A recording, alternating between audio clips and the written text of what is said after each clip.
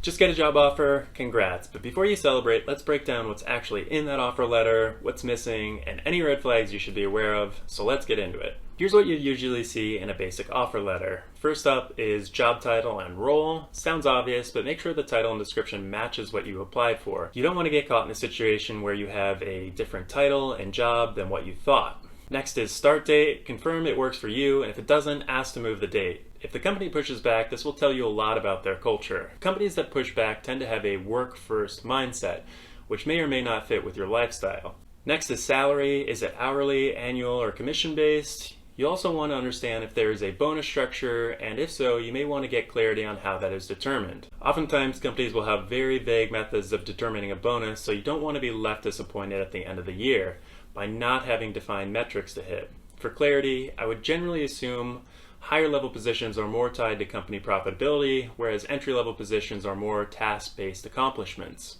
Next is work location. Is it remote, hybrid, in office? You're going to want to get clarity and manage expectations early, as this will impact your life greatly. I tend to think as an entry-level employee or a new employee that it's beneficial to get into the office to make connections with coworkers.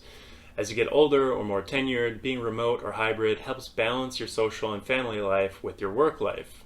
Lastly, manager or team. Sometimes this is listed, but you'll want to understand who you're reporting to and what team you'll be on. Make sure you like the people you're working with. You'll be spending more hours with these people than almost anyone else in your life. Now, before we move on, if you're finding this content helpful, please make sure to hit that like button and subscribe to the channel for more personal finance content. With that said, let's continue. Most offer letters are bare bones. Here's what's often left out, but totally fair to ask about. First up is benefits.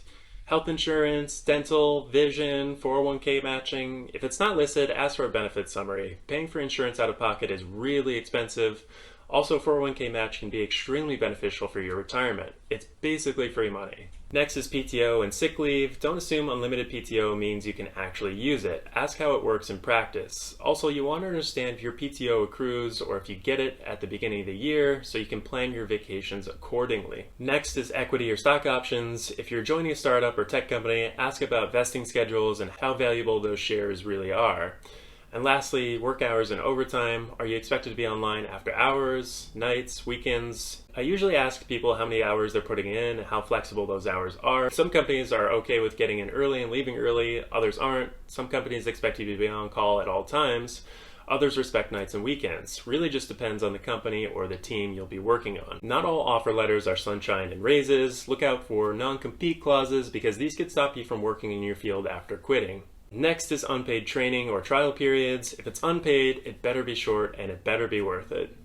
Next is vague language. Words like at will, subject to change, or as needed give the company a lot of wiggle room. These phrases might seem normal, but they can hide major flexibility on the employer's side, not yours. At will means they can fire you at any time for any reason or none at all, without warning. Subject to change lets them adjust your hours, duties, or even your pay without rewriting your offer, and as needed can turn a 9 to 5 into an on-call job without extra pay.